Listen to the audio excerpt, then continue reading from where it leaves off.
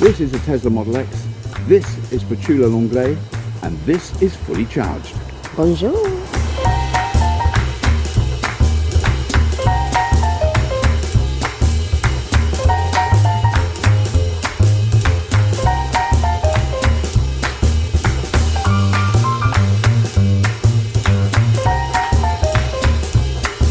Hello and welcome to another episode of Fully Charged. As you can tell, this one is about the Tesla Model X.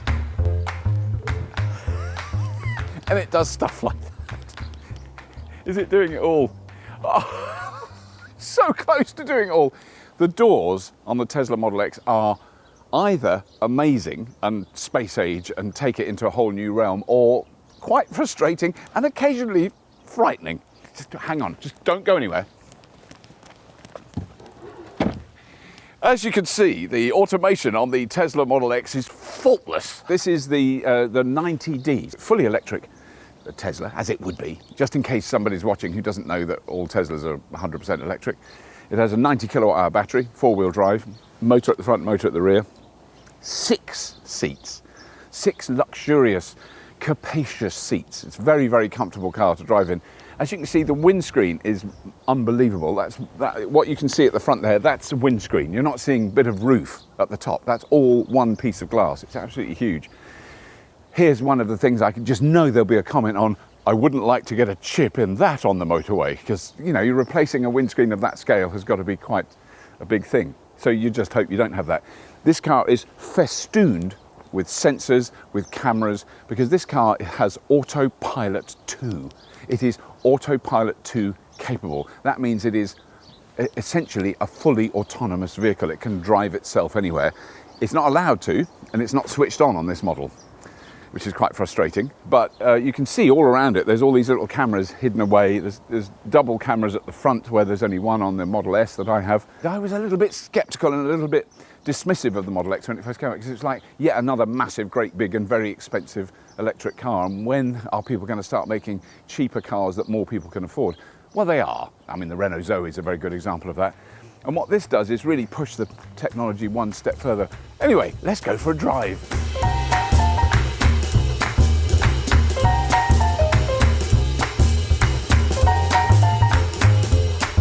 Quite like it now. I've driven one or two of them very briefly in the past and thought they're just silly, they're just too big. You know, why would you bother? And actually, having driven this a couple of 100 miles now, it is such a lovely car to drive. It is so, the visibility is so good. You're high up, all the things that people love about SUVs. But what I'm doing right now is what most people spend most of their time doing in SUVs, which is driving in dense urban traffic really slowly, where you can only just fit through because it's such a beast. It's such an enormous vehicle. It is kind of daft. It is a daft thing to have in a northern European country with medieval roads. But forget all that, because it is a really nice car to drive. It's just a normal, bog standard 85 to 90,000 pound car. So they're not cheap, these ones. The one thing I'm confident of in this particular review is that I'm driving a big and fairly exclusive and rare electric car that I'm very used to its heritage, because I drive the Model S, so I can see the differences, the subtle differences. One of them being that it uses a little bit more electricity per mile or kilometre. My car, I can get a really reasonably, without any effort, get an average of say 290, 280, 290 watt hours a mile. Now I know you want to know what the watt hours are per kilometre, and I can probably do that for you. This car is averaging 419 watt hours a mile, which is considerably more. It's quite a lot more, isn't it? And I've been driving it fairly carefully. I haven't thrashed it, because it's very thrashable. It accelerates very, very fast. Its top speed is very, very high. And I haven't done any of that. I've been quite careful. It's fairly obvious it's going to, because it's a much bigger car. One of the things I wasn't happy with this morning was its regenerative braking capabilities. It felt a bit like it didn't really do regen. And I then, of course, went through the settings, and the regen was set to low, and I've set it to standard, which is impressive. So I'll just take my foot off the throttle now. That slowing, I'm not touching the brake. This car would eventually come to a halt if I didn't do anything. And the regen, you can see, makes a really big difference. And as Tesla advise, it makes your brakes last longer. The acceleration is, you know, as always in a Tesla, impressive. And this is not a tuned up version. It's a standard four-wheel drive version, and certainly I'm very appreciative of the four-wheel driveness of it. It feels incredibly solid, and the steering is exemplary. It really pulls itself around corners very effectively. But we'll just do a little bit of so that is foot hard down in a 60 mile an hour zone, so I've got to be careful because we went way over that. So it's not the same brutality of the P100D ludicrous Model S. I mean, that is clearly much quicker off the mark. In comparison with a petrol SUV, even the kind of high-end, really big ones with massive engines, this would still leave it standing. I mean, they are tragic in comparison. And, I think it's very interesting to see how well this car does with the SUV crowd, because the price comparisons are very close. This is a really expensive, big 6-seater, roomy SUV with enormous range, and it will be very close to the kind of costs of big, BMW SUVs, big Audis, the Volkswagen. That Range Rover there looks tragically dated now. You can't see it, but I can. Why would you have that old clunky thing if you can afford this sort of car? And I mean, the arguments are, and I absolutely support them, for goodness sake, car manufacturers, start making cheap normal cars for normal people who can't afford to buy a ridiculous great tank like this, and also have no need for it. I mean, it's so big. If you've got kids or you're doing executive limousining, one of the first rides I had in one of these was in a limousine company in Sydney, Australia, who picked me up from the airport when I was there recently. Evoque Limousines, and here's a little interview with the boss of Evoque Limousines. This is Robert Llewellyn in Sydney, Australia, and as you can see, the weather's gorgeous. It always is in Sydney. It's raining. But what is wonderful is I'm currently travelling in a Tesla Model X, a right-hand drive Tesla Model X in Sydney, and it belongs to this amazing company called Evoque Limousines, which is run by here. G'day. G'day. Oh, great. That's perfect. Thank you. But tell me, Pierre, what inspired you originally to set up a limousine company? There's two main reasons. I didn't actually come from, I guess, a fleet background, but what really inspired me was really the emissions aspect, so being able to avoid emissions with electric vehicles. And no one was really doing anything in that space, right. In Sydney, in fact, in Australia.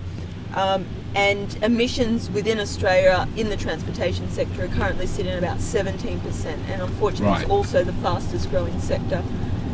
So I felt a need to do something about that, and also to educate the general public about EVs in general. So since we've started, we've had thousands of people through our vehicles, and a lot of the time it's breaking down barriers and educating them about, EVs are a viable solution. Right. You don't need to drive ICE vehicles anymore. Yeah. How many cars do you run altogether? You've got we run 6 vehicles. The Model X, this is the latest one, so it was right. only released in Australia last month. Right. And all of them are named after spaceships, and what you're sitting in right now is Red Dwarf, aptly named after the first customer. I didn't know that! I did not know that! Yeah, I was the very first customer that was picked up, right, which is just an amazing thrill, because it was the very first right-hand drive model I'd seen. It's literally the first transfer ever. Wow, that was fantastic. No, well, that's a huge honour, and a huge honour that we're now currently riding in Red Dwarf. Although I hope it's slightly better maintained than the spaceship. But then presumably your day-to-day running costs are going to be less than if you're driving and particularly a luxury vehicle like this, a large car. The amount of gas it uses is huge. Yeah, absolutely. So, for first-time customers, they're like, wow, lots of questions, 101 questions. Yeah. How do you charge it? Where do you charge it? How long does it take to charge? And then for our business customers, it's very much like it's a great environment to work. So they can continue to take calls, make calls, work on their laptop, because it's a smooth and quiet ride. Absolutely.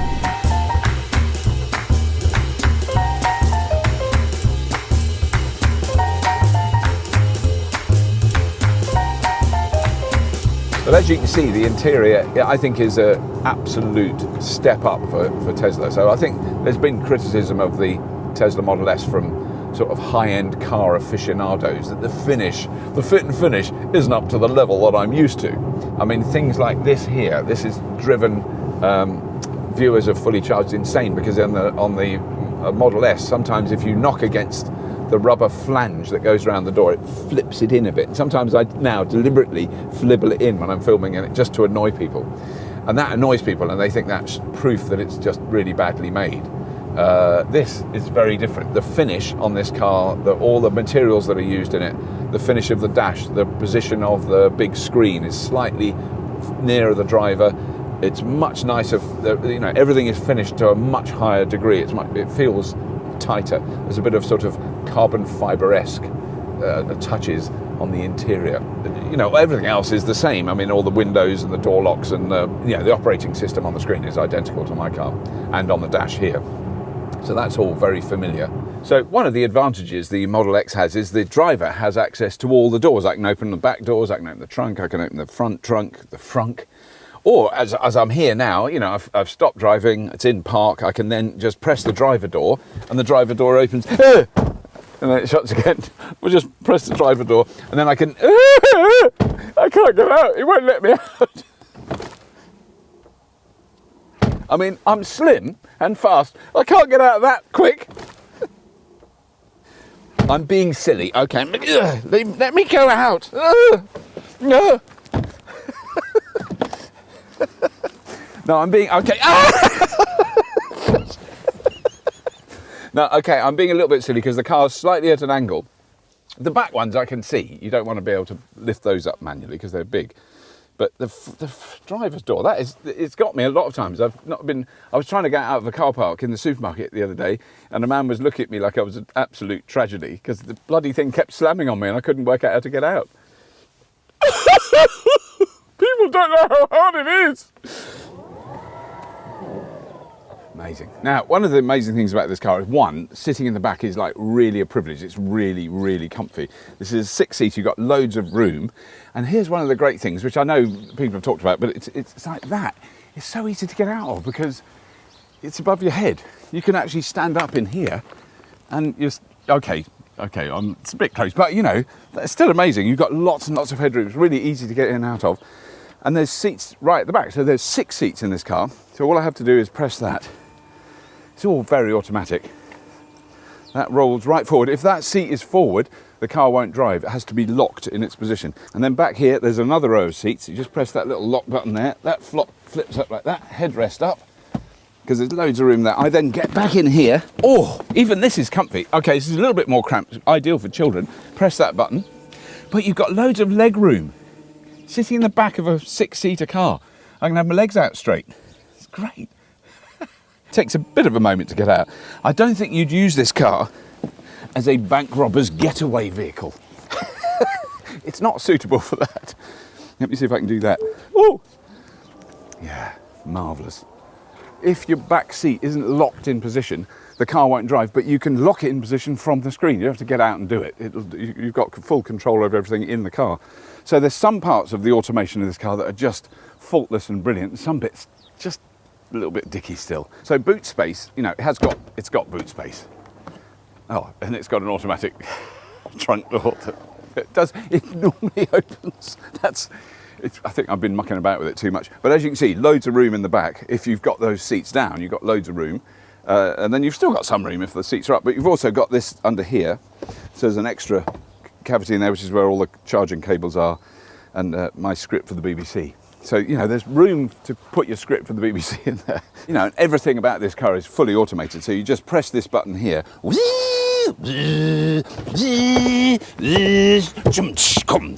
There it goes, it's done.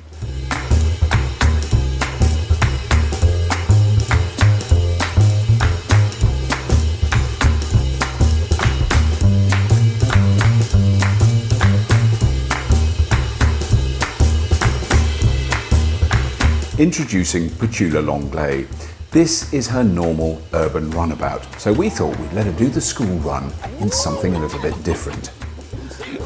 How you doing, Bobby? Your car is here for you. Wow. Now look at this. Just stab it and steer. Yeah, go ahead. Right, get in. I'll get in around this. Got all your stuff? Yeah, guys. Hey, guys. If we get you in, see Miss? Dan, Come here. hang on, wait for us to get in, because then you can We're put the getting seat in. back. Look, see Miss, look. You get in there. Look. Okay. Because then we'll do this once you're in. Look. You're going Me back and Bobby are sitting in the back. because it won't drive until those seats are right back. Six right, seats. okay. So I'll do your. I won't for your we'll dad get to get school in. before Mommy, you, I can we think, buy mate. this car? See you later. Yeah. See you later, guys. See you later, guys. And you have to put your seatbelts in or it wonon't work. Yeah, all very good. clever. Okay, seatbelt. Alrighty. Yeah. Seatbelt. Okay, so stand and drive. Oh, there it But is. you didn't, No, do I have to you shut to your do door? Yeah, I that. think we have to shut the doors now. Oh my god. It's like being in Starbug. There's no handbrake or nothing, Bobby. There's no handbrake, no. No Okay. handbrake. So you put it in drive, but if Where's drive? on the lever on the right hand Okay, side, drive. then push that down. It's like learning to drive all over again, is it? There you go. So take your foot off the brake then. Because it will roll forward without you touching the throttle just a bit. So Yeah. I just use your right foot is the best thing. Yeah.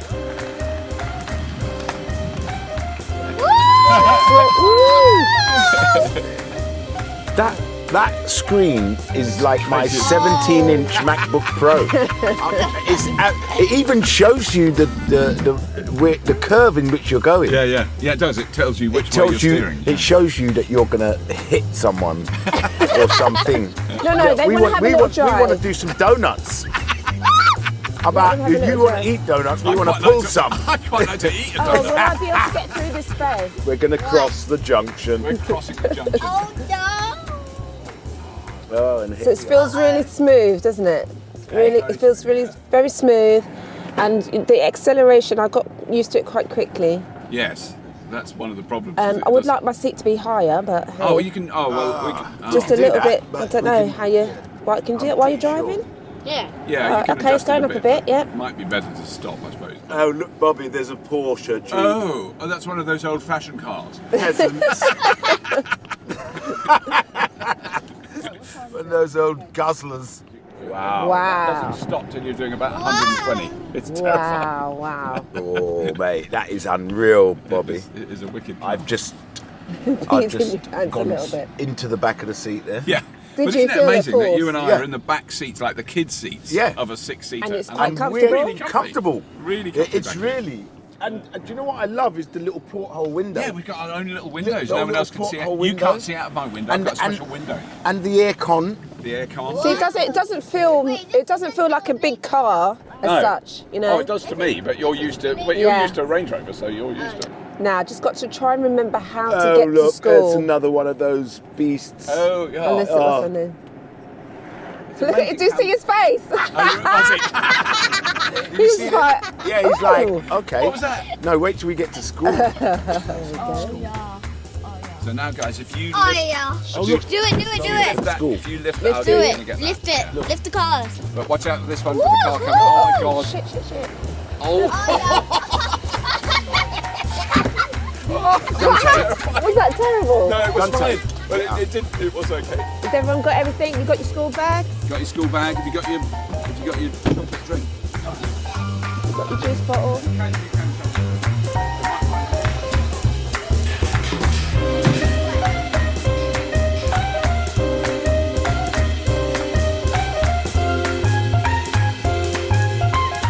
Kids, say bye to the car because this will be the last Yes. time you see it. say goodbye. Let's say bye to the car. Don't take our car away.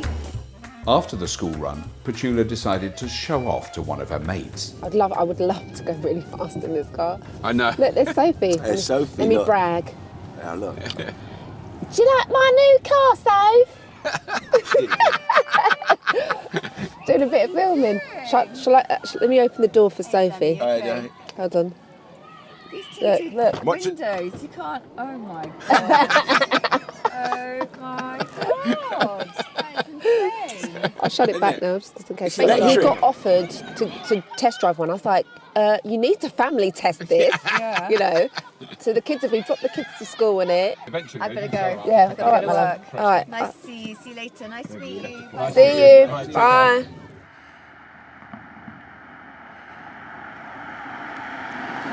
So you've got 30 inches, 25, 20, 19, 18. It's saying stop there. There's now. plenty it's of gonna room be there over now. So. anyway.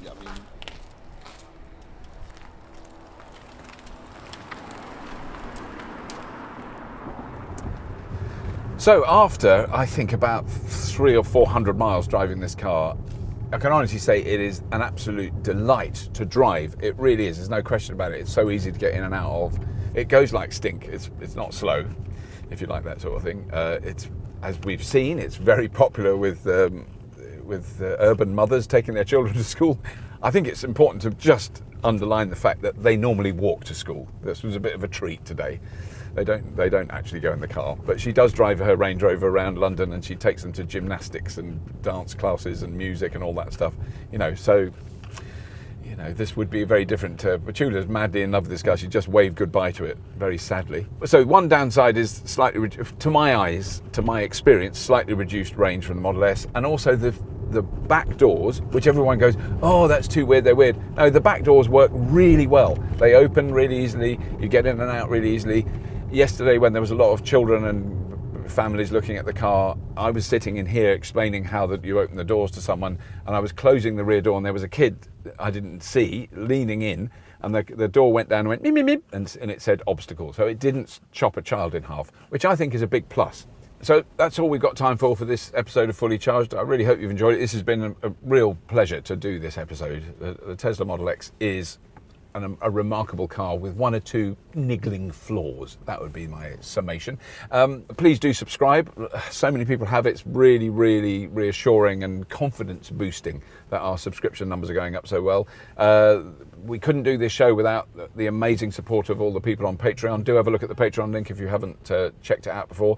It makes this show possible. We're very, very grateful to all the people who support us. And, well, I guess, as always, if you have been, well, thank you for watching.